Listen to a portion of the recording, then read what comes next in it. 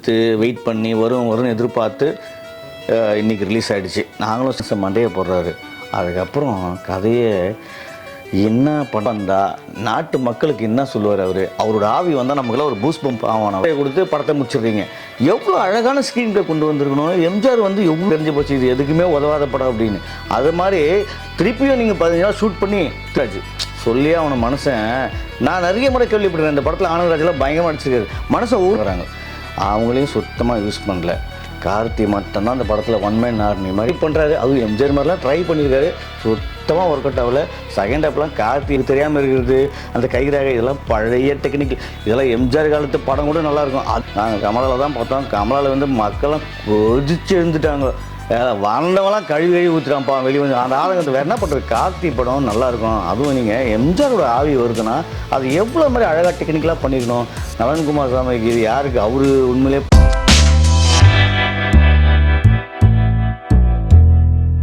வா வாத்தியார் இப்போ தான் பார்த்துட்டு வந்தோம். ஒரு வழியாக வா வாத்தியார் படம் போன பொங்கலுக்கு வர வேண்டிய படம். இந்த பொங்கலுக்கு 2025 பொங்கலுக்கு வர வேண்டிய படம் 2026 பொங்கலுக்கு வருது. சரி, இந்த ஒரு வருஷம் கடந்து காதலும் கடந்து போகணும். இப்போ நலன்குமார் சாமி படம் எடுத்தார் இல்லையா, அந்த மாதிரி காலங்கள் கடந்து ஒரு வருஷம் தாண்டி வருமா வராதா, கோர்ட்டில் கேஸு, பணம் கட்டினாரா இல்லையான்னு ஒரு வழியாக கட்டி இன்றைக்கி ரிலீஸ் ஆகிடுச்சு. வா வாத்தியாரை வந்து ட்ரெய்லர்லாம் பார்க்குறப்போ சூப்பராக இருந்தது. நலன்குமார் சாமி மேலே எனக்கு ஒரு நல்ல நம்பிக்கை. ஏன்னா சூதுகவம் படம் வேறு மாதிரி டெக்னிக்கலான ஒரு ஸ்க்ரீன் ப்ளே இருக்கும். அதுவும் அந்த பணத்தை அடிக்கிறதாகட்டும், எம்எஸ் பாஸ்கர் அவங்க பையன், கிளைமேக்ஸில் இவங்க 4 பேர் ரவுடிங்க, இதெல்லாம் அது ஒரு போலீஸ்காரன், அந்த கோர்வெல்லாம் வந்து அந்த படத்தில் அவ்வளோ அட்டகாசமாக பண்ணியிருப்பார் ஸ்க்ரீன் ப்ளே. சரி, ஓகே, 2 படம் பண்ணியிருக்காரு மனுஷன். இந்த படம் வந்து ரொம்ப நாளைக்கு அப்புறம் பல வருஷங்களாக படம் எடுத்து வெயிட் பண்ணி வரும்னு எதிர்பார்த்து இன்றைக்கி ரிலீஸ் ஆகிடுச்சு. நாங்களும் சரி அவளோட ஃபஸ்ட்டு ஷோ போய் பார்த்தா ஆடா கடவுளே, ஆரம்பம் ரொம்ப அட்டகாசமாக இருந்தது. ராஜ்கிரண் எம்ஜிஆர் ரசிகர், தீவிர ரசிகர். எம்ஜிஆர் மாதிரி ட்ரெஸ் பண்ணுறது, எம்ஜிஆர் மாதிரி ஸ்டைலு. அது பக்கத்தில் அவங்க ஃப்ரெண்ட்ஸ் எல்லாம் யார் ஆனந்தராஜ் ஒரு கூட்டணியாக இருக்குது. அவங்கெல்லாம் வந்து ஏப்பா எம்ஜிஆர் உடம்பு சரியில்லை, குடியிருந்த கோயில் படம் பார்க்கணும், நீ படத்தை போட்டு காமிப்பா அப்படின்னா தேட்டரில் போய் படம் பார்க்குறாங்க. படம் பார்க்குறப்ப டக்குன்னு ஆஃப் பண்ணுறேன். என்னாச்சுன்னா, அண்ணே ஃபோன் வந்துச்சுண்ணே, தலைவர் தவறிட்டாரான் அப்படின்னா அஜுஜூன்னு எல்லாம் ஒவ்வொன்று அழுகுறப்போ அந்த படம் அப்படியே நமக்கு உணர்வுபூர்வமாக டச் ஆச்சு. அழுதுனோம். உடனே டக்குன்னு இந்த பக்கம் ராஜ்கிரண் வீட்டில் பார்த்தீங்கன்னா அவருக்கு ஒரு பேரன் குழந்தை பிறந்துடுறான்.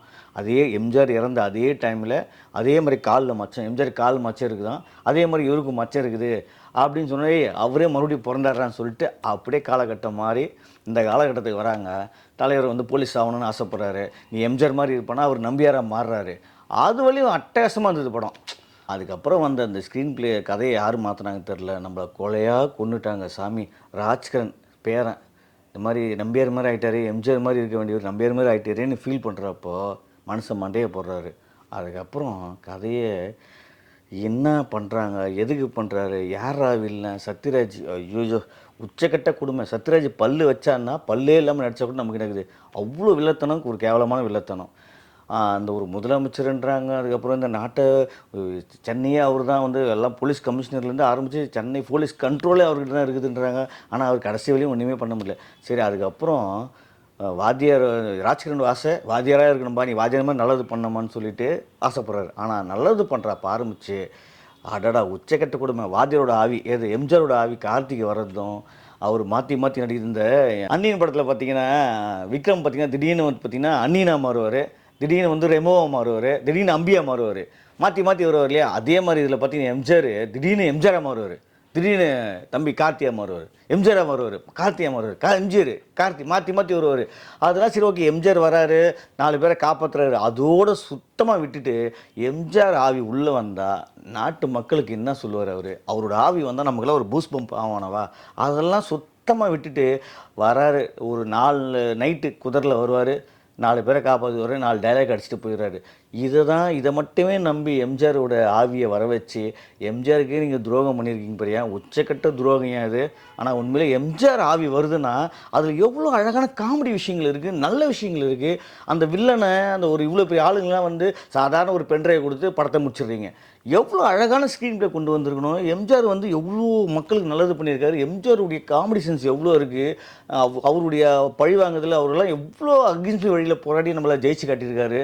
அவருடைய வரலாறுலாம் எவ்வளோ அவர் ஆவி வர வச்சு இவ்வளோ கேவலமான படத்தை கொடுத்த நம்ம நலன் குமாரசாமிக்கு மேலே ஐயோ இதுக்கு மேலே ஒன்றுமே சொல்ல முடியல. நலன் குமாரசாமி வந்து உண்மையிலேயே இன்னும் 15 நாள் ஷூட் இருக்குது, அதுக்குள்ளேயே முடிச்சிட்டாங்கன்னு ஏதோ ஃபீல் பண்ணாரு. அப்பா சாமி தயவு செஞ்சு வேணாம், நம்ம கதை என்னன்னு தெரிஞ்சு போச்சு. ராஜ்கிரண் செத்த பிறகே இவர் அவ்வளோதான் கதை, எம்ஜிஆர் ஆவி வந்து ஏதோ சும்மா பண்ணிட்டு இருக்காங்க அப்படின்னு நமக்கே ஃபஸ்ட் ஹாப்லேயே நமக்கு தெரிஞ்சு போச்சு இது எதுக்குமே உதவாத படம் அப்படின்னு. அது மாதிரி திருப்பியும் நீங்கள் 15 நாள் ஷூட் பண்ணி திருப்பி இன்னும் அரை மணி நேரம் ஃபுட்டேஜ் எங்களுக்கு காலி பண்ணுறதை விட்டுட்டு இதோடு முடிச்சிங்க பார்த்தி 2 ஹவரில் ஷார்ப்பாக இதே போதும். ஆனால் உண்மையிலே வந்து நம்ம ஆனந்தராஜ் சொல்லியே அவனை மனுஷன், நான் நிறைய முறை கேள்விப்பட்டிருக்கேன் இந்த படத்தில் ஆனந்தராஜெலாம் பயங்கரமாக நடிச்சிருக்காரு. மனுஷன் ஒரு டைலாக் கூட பேசலையா? இந்த படம் ஃபுல்லாகவே வராரு. ஆனால் வராருன்னு எப்படி வராரு? ஒரு நிமிஷம் குதிரை மேய்க்கிற மாதிரி வராரு, குதிரை பிடிச்சின்னு வருவார். எம்ஜிஆர் ஆவி வரப்போலாம் குதிரை கொடுத்துட்டு போயிடுவார், இப்படின்ட்டு போயிடுவார். ஸ்டைல் எம்ஜிஆர் மாதிரி ஸ்டைல் பண்ணுறாரு. அவரை வச்சு எவ்வளோ காமெடி பண்ணிக்கலாம் தெரியுமா? அவரை சுத்தமாக யூஸ் பண்ணல. எனக்கே கஷ்டமாயிடுச்சு. இன்னும் ஆனந்தராஜ் எங்கே பேசினார்? நமக்கு எங்கேயாவது ஒரு இடத்துல ஆனந்தராஜ் டைலாக் பேசியிருக்காரு அப்படின்னு யோசித்து பார்த்தா டைலாகே இல்லாமல் தெரியுது. அந்த அளவுக்கு ஆனந்தராஜை கொடுமைப்படுத்தி வச்சுருக்கீங்க. சரி, சத்யராஜ் வில்லன்றதில் நமக்கு இருக்கிறதே மொக்க வில்லன் சத்யராஜ் தான். அதுக்கப்புறம் நிகழ் ரவி வராரு, எல்லா ஆர்டிஸ்ட்டுமே வேஸ்ட்டு கார்த்தி தவிர. அதுக்கப்புறம் பார்த்தீங்கன்னா கீர்த்தி ஷெட்டி, எப்பா சாமி ஃபஸ்ட் ஹாப்பில் 2 சீன் வரீங்க, ஏதோ அவங்க ஆன்மா கிட்டே பேசுகிறேன் ஆவிக்கிட்டே பேசுகிறேன்னு வராங்க, அதுக்கப்புறம் காணாமல் போயிடறாங்க. திருப்பி செகண்ட் ஹாப்பில் தலைவர் எம்ஜிஆர் ஆவி வந்த பிறகு 2 சீன் வராங்க. அவங்களையும் சுத்தமாக யூஸ் பண்ணல. கார்த்தி மட்டும்தான் அந்த படத்தில் ஒன் மேன் ஆர்மி மாதிரி பாவம் முடிஞ்சவளோ ட்ரை பண்ணியிருக்காரு, நடிச்சிருக்காரு. ஆனால் கதையும் சரியில்லை, ஸ்க்ரீன் ப்ளேவும் சரியில்லை. இவர் மட்டும் நல்லா நடித்து நாங்கள் எப்படி பார்க்க முடியும்? நல்லா நடிக்க ட்ரை பண்ணுறாரு, அதுவும் எம்ஜிஆர் மாதிரிலாம் ட்ரை பண்ணியிருக்காரு, சுத்தமாக ஒர்க் அவுட் ஆகல. செகண்ட் ஹாப்லாம் கார்த்தி எம்ஜிஆர்லாம் நம்மளால் ஜீரணிக்கவே முடியல சாமி, அந்தளவுக்கு ரொம்ப கஷ்டமாகி போச்சு. அவர் வந்து ஆவி வந்து திருப்பி மாறுறது, நமக்கு தெரியாமல் இருக்கிறது, அந்த கைரேகை, இதெல்லாம் பழைய டெக்னிக். இதெல்லாம் எம்ஜிஆர் காலத்து படம் கூட நல்லாயிருக்கும். அதுக்கு முன்னாடி காலத்து டெக்னிக் மாதிரி ஒன்றுமே உப்பு சோரணை இல்லாமல் ஸ்க்ரீன் ப்ளே, நமக்கு சுத்தமாக இன்ட்ரெஸ்ட் இல்லாமல் படம் பார்த்தோம். செகண்ட் ஹாப்லாம் விட்டா போதும் ஓடி வந்துட்டோம். நாங்கள் கமலாவில் தான் பார்த்தோம். கமலாவில் வந்து மக்கள்லாம் கொதிச்சு எழுந்துட்டாங்க. வந்தவங்களாம் கழுவி ஊற்றுறான்ப்பா வெளியே வந்து. அந்த ஆளுங்க வேறு என்ன பண்ணுறது? கார்த்தி படம் நல்லாயிருக்கும். அதுவும் நீங்கள் எம்ஜிஆரோட ஆவி வருதுன்னா அது எவ்வளோ மாதிரி அழகாக டெக்னிக்கலாக பண்ணிக்கணும். நலன் குமாரசாமிக்கு இது யாருக்கு? அவர் உண்மையிலே பண்ணி கதையை மாற்றிட்டாரா, இல்லை இந்த கதையை எப்படி ஒத்துட்டு இவங்களாம் நடித்தாங்க, இல்லை வேறு கதை அழகாக சூப்பராக பண்ணியிருந்தா கூட செம்ம ஹிட்டாக இருக்கும். இதெல்லாம் அவங்க போதாத காலம் தான் சொல்லணும், கார்த்தியோட போதாத காலம் தான். ஏன்னா இந்த படம் நமக்கு சுத்தமாக டிசப்பாயிண்ட் தான். ரொம்ப சுமாரான படமாக போச்சு. மியூசிக் உண்மையிலே பின்னணி இசை மட்டும்தான் நல்லாயிருக்கு. சந்தோஷ் நாராயணன் பாடல்லாம் வந்து ரொம்ப சுமார். ராஜாவின் பார்வை வந்து அந்த பாட்டை கெடுத்து குட்டிச்சோராகி வச்சுருக்காங்க. அதெல்லாம் பார்க்கவே சகிக்கல. இந்த மாதிரி தான் இருந்தது. வா வாத்தியாரே, வராத வாத்தியாரே நம்ம சொல்லாகி போச்சு. நாங்களும் வா வாத்தியாரேன்னு ஆசையோடு போய் வரவேற்கலான்னு போனால் ஐயோ வானா வாத்தியாரே அப்படியே ஓடி போயிடுன்னு ஓடி வந்துட்டோம். இந்த வீடியோ உங்களுக்கு பிடிச்சிருந்தா லைக் பண்ணுங்கள், கமெண்ட் பண்ணுங்கள், ஷேர் பண்ணுங்கள், சப்ஸ்கிரைப் பண்ணுங்கள்.